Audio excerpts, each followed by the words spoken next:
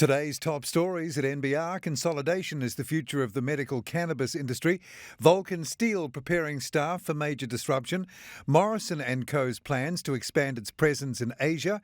And there's more coming right up.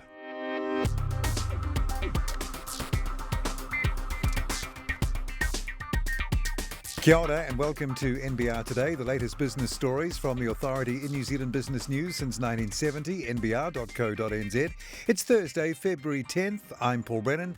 Thanks again for joining us. A warning that Auckland City Rail Link will need more funding has been repeated to the Transport and Infrastructure Committee at Parliament today, Thursday. Already costing the city and the government as co-sponsors $4.4 billion, the project will require additional funding, said Sir Brian Roach, who has recently stepped down as chair of CRL's board. And he said, "We do not, as at today, Thursday, have any sense of the scale of that, but Treasury in their Crown accounts released prior to Christmas noted there would be costs arising." Roach was responding to a question from National's transport spokesman Simeon Brown, who pressed Roach and CRL CEO Sean Sweeney on whether they could come to any sort of number representing the extra cost. Consolidation is the future of the medical cannabis industry, according to today's Thursday speakers at the National Industry Summit, MedCan 2022. During a chief executive panel event at the conference, NZX-listed Rua Bioscience co-founder Manu Caddy, standing in for CEO Rob Mitchell, said he expected to see large-scale merger and acquisition activity globally and in New Zealand as acceptance of the industry from Big Pharma grows. He referenced the recent acquisition of Rua's German distributor by an Indian pharmaceutical company as evidence of the global trend.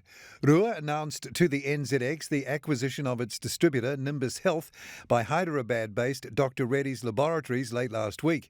At the time, Mitchell said it was exciting news for the company. The CEO of newly listed Vulcan Steel is preparing his staff for major disruption once the Omicron wave hits the country in earnest, saying New Zealand's economy may suffer more acutely than New South Wales and Victoria, where the company also operates. Rhys Jones was updating shareholders on the metal and steel concern's first half-year result as a publicly listed company on a teleconference this morning, Thursday morning. The dual-listed concern, with more than 800 staff and 29 sites across Australia and New Zealand, had plenty to crow about, with a booming construction sector despite COVID and plenty of stock with which to address supply chain disruption. A Wellington-born online shopping platform for pharmacies and vets is launching into the US as demand for its product grows. Storby has raised $2.3 million to fund the expansion, bringing in investors including former Green Cross Health CEO Grant Bai and founder of the Go Healthy supplements range, Lisa South.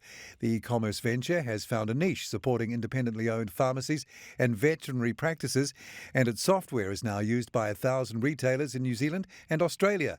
The COVID-19 pandemic has accelerated small businesses' need to go digital, and Storby was being shoulder-tapped by firms around the world, particularly in the US, founder Shane Bartle said. Infrastructure investor HRL Morrison & Co. has announced plans to expand its presence in Asia by opening a Singapore office and relocating key staff. CEO Paul Newfield said the opening of the Singapore office is a recognition of the increasing importance of this region as both a source and a destination for capital within the global infrastructure market. Company CCO Nicole Walker, who leads client activities, has relocated from Sydney, Australia to Singapore to help establish the regional base. The infrastructure investment company currently has locations in Hong Kong and China.